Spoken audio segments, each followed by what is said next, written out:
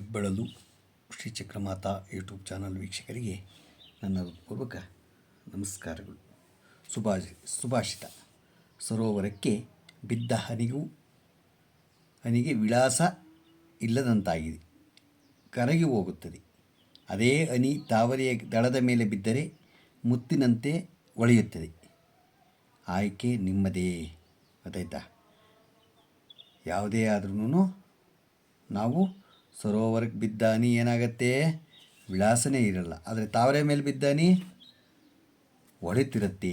ಹಾಗೆ ನಮ್ಮ ಆಯ್ಕೆ ನಮ್ಮ ಕೈಲೇ ಇದೆ. ತಪ್ಪು ಮಾಡೋದು ಇಲ್ಲಾಂದರೆ ಒಳ್ಳೆಯದು ಮಾಡೋದು. ಇವತ್ತು ದಿನ ಪಂಚಾಂಗಕ್ಕಿಂತ ಮುಂಚೆ ನಾವು ನಾರದರ ಬಗ್ಗೆ ತಿಳಿದುಕೊಳ್ಳೋಣ.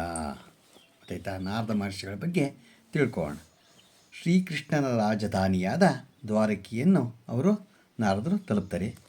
ಮಾಯೆಯ ಬಲಿಯಲ್ಲಿ ನಾರದರು ಒಮ್ಮೆ ನಾರದ ಮಹರ್ಷಿಗಳು ಶ್ರೀಕೃಷ್ಣನ ರಾಜಧಾನಿಯಾದ ದ್ವಾರಕೆಯನ್ನು ತಲುಪಿ ಕೃಷ್ಣನು ನಾರದರನ್ನು ಕಾಣುತ್ತಲೇ ಸಿಂಹಾಸನದಿಂದ ಇಳಿದು ಬಂದು ಸ್ವಾಗತಿಸಿದ ನಂತರ, ನಾರದೇ, ನೀವು ಬಂದದ್ದು ನಮ್ಮ ಸೌಭಾಗ್ಯ.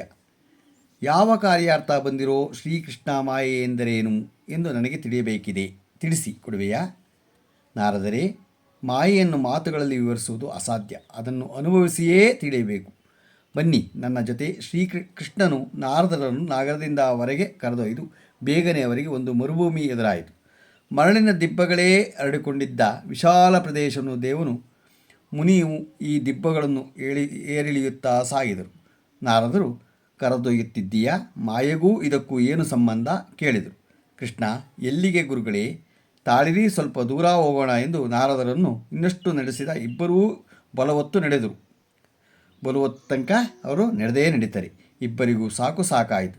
ಕೃಷ್ಣ ಒಂದೆಡೆ ನಿಂತು ಬಿಟ್ಟ. ನಾರದರೇ, ನನಗೆ ಬಾಯಾರಿದೆ, ಗಂಟಲು ಒಣಗಿದೆ, ನಿಲ್ಲಲೂ ಆಗುತ್ತಿಲ್ಲ. ಇದೋ ಈ ಗಿಂಡಿಯಲ್ಲಿ ಸ್ವಲ್ಪ ನೀರು ತರುತ್ತೀರಾ ಎಂದು ಗಿಂಡಿಯನ್ನು ಹಂಚಿದ.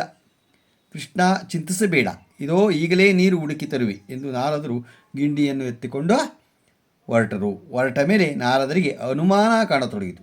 ಈ ಮರುಭೂಮಿಯಲ್ಲಿ ನೀರು ಎಲ್ಲಿ ಬರುತ್ತೆ ಅಂದರು. ಎಲ್ಲಾದರೂ ನೀರು ಇದೆಯಾ ಎಂದು ಹುಡುಕುತ್ತಾ ಅವರು ಹೋದರು.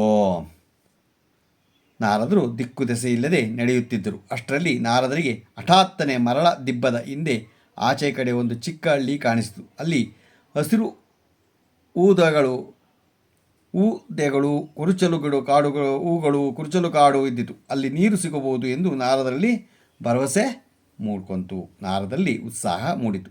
ಅವರು ಆ ಹಳ್ಳಿಯ ಗುಡಿಸಲಿನತ್ತ ಓಡಿದರು. ಅಲ್ಲಿ ಅವರಿಗೆ ಪರಮ ಸುಂದರಿಯಾದ ತರುಣಿಯೊಬ್ಬಳು ಬಾವಿಯಿಂದ ನೀರು ಸೇದುವುದನ್ನು ಕಾಣಿಸಿತು.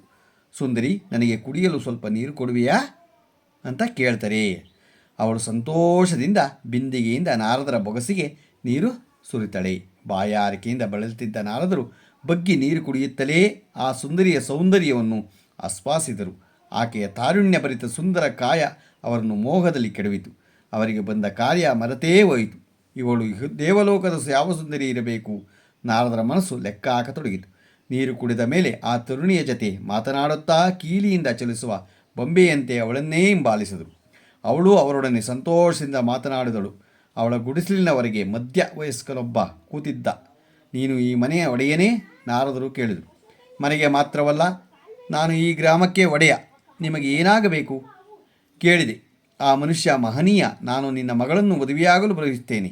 ನಾರದರು ಮನದಾಳ ಬಿಚ್ಚಿಟ್ಟಿದರು. ಆ ಕನ್ಯೆಯ ತಂದೆ ನಾರದರನ್ನು ಒಮ್ಮೆ ಕಾಲಿನಿಂದ ತಲೆವರೆಗೂ ನೋಡಿ, ನೀನು ಗಟ್ಟಿ ಆಳು ಅಲ್ಲದೆ ತರುಣ ಬುದ್ಧಿವಂತನಂತೆ ಕಾಣಿಸ್ತೀಯಾ. ಮಗಳನ್ನು ಕೊಡಲು ಅಡ್ಡಿಯಿಲ್ಲ, ಆದರೆ ಒಂದು ಷರತ್ತು ಇದೆ. ಏನದು? ನಾರದರಲ್ಲಿ ಅನುಮಾನ ಶುರುವಾಯಿತು. ಮದುವೆಯಾದ ಮೇಲೆ ನೀನು ಇಲ್ಲೇ ನಮ್ಮ ಕುಟುಂಬದವನಾಗಿಯೇ ವಾಸ ಮಾಡಬೇಕು. ಅದಕ್ಕೇನೇ ಸಮಸ್ಯೆ ಇಲ್ಲ. ನನಗೆ ನನ್ನದೇ ಆದ ಸಂಸಾರ ಇಲ್ಲ. ನಾರದರು ನಗುತ್ತಲೇ ಹೇಳಿದರು. ಹೀಗೆ ಮರಳುಗಾಡಿನಲ್ಲಿ ತಿರುಗಾಡುವವನಿಗೆ ಎಲ್ಲಿಯ ಸಂಸಾರ ಎಂದು ಆ ಮನುಷ್ಯ ಆಗಲೇ ಊಹೆ ಮಾಡಿದ್ದ. ನಾರದರಿಗೆ ಆ ತರುಣಿಯೊಂದಿಗೆ ವಿವಾಹವಾಯಿತು. ನಂತರ ಅವರು ಅಲ್ಲಿ ಮನೆ ಅಳಿಯನಾದರು. ಸಂಸಾರ ಸುಖವಾಗಿ ಸಾಗಿತು. ಕೆಲ ದಿನಗಳಲ್ಲಿ ಅವರ ಮಾವ ತೀರಿ ಹೋದ. ಮುಂದೆ ನಾರದರೇ ಮನೆಯೊಡೆಯನು, ಗ್ರಾಮದ ಒಡೆಯನೂ. ಆದರೆ ಕೃಷಿ ಕಾರ್ಯವು ಅವರ ಹೇಗಲಿಗೆ ಬಿತ್ತು. ನಾರದರಿಗೆ ಆ ಪತ್ನಿಯಲ್ಲಿ 4 ಮಕ್ಕಳಾದವು. ಅವುಗಳ ಲಾಲನೆ ಪಾಲನೆ ಕೆಲಸವೂ ಅವರ ಹೆಗಲಿಗೆ ಸೇರಿತು. ಹೀಗೆ ಕಾಲ ಸರಿಯುತ್ತಿರುವಾಗ ಒಂದು ದಿನ ಭಾರೀ ಸುಂಟರ ಗಾಳಿ ಬೀಸಿತು. ಇಂದಿನಿಂದ ಜಡಿಮಳೆಯೂ ಅಪ್ಪಳಿಸಿತು. ಪ್ರವಾಹ ಬಂದ ಹೊಲ, ಗದ್ದೆ, ಗುಡಿಸಲು, ಮರಳ ದಿಬ್ಬ ಎಲ್ಲವನ್ನೂ ಆವರಿಸಿತು. ನಾರದರ ಕುಟುಂಬ ತೆಪ್ಪವೊಂದರಲ್ಲಿ ಕುಳಿತು ದಕ್ಷಿಣೆ ಪಡೆಯಲು ಪ್ರಯತ್ನಿಸಿತು. ಆದರೆ ತೆಪ್ಪ ಪ್ರವಾಹದ ಅಬ್ಬರಕ್ಕೆ ಸಿಲುಕಿ ಮುಳುಗಿತು. ನಾರದರ ಹೆಂಡತಿ ಮಕ್ಕಳು ಪ್ರವಾಹದಲ್ಲಿ ಮುಳುಗಿ ಸತ್ತು ಹೋದರು. ಹೇಗೋ ಜೀವ ಉಳಿಸಿಕೊಂಡು ನಾರದರು ದುಃಖದಲ್ಲಿ ಮುಳುಗಿದರು. ಇನ್ನೊಂದು ದೊಡ್ಡ ತೆರೆ ಬಂದು ಅವರನ್ನು ದಡಕ್ಕೆ ತಳ್ಳಿತು. ಅವರು ಮರಳದಿನ್ನೆಯ ಮೇಲೆ ಹೊರಳಾಡಿತು ಅತ್ತರು. ಓ ದೇವರೇ, ನನ್ನ ಹೆಂಡತಿ ಮಕ್ಕಳು ನೀರು ಪಾಲಾದರಲ್ಲ, ನನಗಿನ್ನು ಏನಾಗುತ್ತೀ? ನನ್ನ ದುರಾದೃಷ್ಟವೇ, ನಾನಿನ್ನು ಏಕೆ ಬದುಕಿರಬೇಕು? ಅಷ್ಟರಲ್ಲಿ ಅವರಿಗೆ ಶ್ರೀಕೃಷ್ಣನ ಧ್ವನಿ ಕೇಳಿಸಿತು. ಓ ನಾರದರೇ, ನಾನು ಬಾಯಾರಿಕೆಯಿಂದ ಸಾಯುತ್ತಿದ್ದೇನೆ, ಬೇಗ ನೀರು ತನ್ನಿ, ಎಲ್ಲಿದೆ ನೀರು? ನಾರದರು ಹಿಂದೆ ತಿರುಗಿ ನೋಡಿದರು. ಅಲ್ಲಿ ಕೃಷ್ಣ ನಿಂತಿದ್ದ. ಅವರು ರೋಧಿಸುತ್ತಲೇ, ಕೃಷ್ಣ, ಭಗವಂತ, ನನ್ನ ಸರ್ವನಾಶ ಆಯಿತು, ನನ್ನ ಹೆಂಡತಿ ಮಕ್ಕಳು ನನಗೆ ವಾಪಸ್ಸು ಕೊಡಿಸು, ಅವರು ನೀರಲ್ಲಿ ಮುಳುಗುವುದರು, ಅವರಿಗೆ ವಾಪಸ್ಸು ಜೀವ ಕೊಡು ಎಂದು ಅಂಗಲಾಚಿದರು. ಕೃಷ್ಣ ನಗುತ್ತಾ, ನಾರದರೇ, ನಿಮಗೆ ಹೆಂಡತಿಯೂ ಇಲ್ಲ, ಮಕ್ಕಳೂ ಇಲ್ಲ, ಅದೆಲ್ಲ ಬರೀ ಮಾಯೆ ಎಂದು ನಾರದರು ಕೃಷ್ಣನನ್ನು ಬಿಟ್ಟು ಕಣ್ಣುಗಳಿಂದ ನೋಡಿದರು. ಮಾಯೆ ಎಂದರೇನೆಂದು ಅವರಿಗೆ ಅರ್ಥವಾಯಿತು. ಇಡೀ ಜಗತ್ತೇ ಮಾಯೆಯ ಬಲಿ, ನಾವೆಲ್ಲ ಅದರಲ್ಲಿ ಸಿಲುಕಿರುವ ಪತಂಗ ದೋಪಾದಿಯೋ, ಗೊತ್ತಾಯ್ತಾ? ಯಾವತ್ತೂ ನಾವೆಲ್ಲ ಇವೆಲ್ಲ ಮಾಯೇನೆ. ಒಂದು ಸಿನಿಮಾ ನೋಡಿದಾಗೆ, ಒಂದು ನಾಟಕ ನೋಡಿದಾಗೆ ಈ ಜೀವನ ಪರ್ಯಂತ. ಅದರಿಂದ ಕೆಟ್ಟದ್ದನ್ನು ಮಾಡೋಕ್ಕೆ ಹೋಗಬೇಡಿ, ಒಳ್ಳೆಯದನ್ನು ಮಾಡಿ, ಗೊತ್ತಾಯ್ತಾ? ಜೀವನದಲ್ಲಿ ನಾವೇನೇ ಮಾಡಿದ್ರೂ ಒಳ್ಳೇದು ಮಾಡಬೇಕೇ ಹೊರತು ಕೆಟ್ಟದ್ದನ್ನು, ಇವೆಲ್ಲ ಒಂದು ನಾಟಕ ಅಂತ ತಿಳ್ಕೊಳ್ಳಿ. ಮನುಷ್ಯ ಹುಟ್ಟಿದ ಮೇಲೆ ಸಾಯಲೇಬೇಕು. ಕೃಷ್ಣಂ ಒಂದೇ ಜಗದ್ಗುರುಂ, ಒಂದೇ ಕೃಷ್ಣನನ್ನು ನೆನೆಸ್ಕೊಳ್ಳಿ, ನಿಮಗೆ ಒಳ್ಳೆಯದಾಗತ್ತೆ, ಗೊತ್ತಾಯ್ತಾ? ಇವನ್ನು ಕೃಷ್ಣ, ನಾವು ಆ ಒಂದು ನಾರದರಿಂದ ಯಾವುದನ್ನು ಒಂದು ಇದನ್ನು ತಿಳ್ಕೊಂಡ್ವೋ, ಗೊತ್ತಾಯ್ತಾ? ಆ ಒಂದು ಇದನ್ನು ನಾವು ಒಂದು ಮಾಯೆ ಅಂತ ತಿಳ್ಕೊಬೇಕು. ಇವೆಲ್ಲ ಒಂದು ಮಾಯೆ ಅಂತ. ಇವತ್ತು ದಿನಪಂಚಾಂಗವನ್ನು ತಿಳ್ಕೊಳ್ಳೋಣ. ದಿನಾಂಕ 20/5/2025 ಮಂಗಳವಾರ, ಶ್ರೀ ವಿಶ್ವಾಸು ನಾಮ ಸಂವತ್ಸರ, ಉತ್ತರಾಯಣ, ವೈಶಾಖ ಮಾಸ, ವಸಂತ ಋತು, ಕೃಷ್ಣಪಕ್ಷ, ತಿಥಿ ಅಷ್ಟಮಿ, ರಾತ್ರಿ 12:01.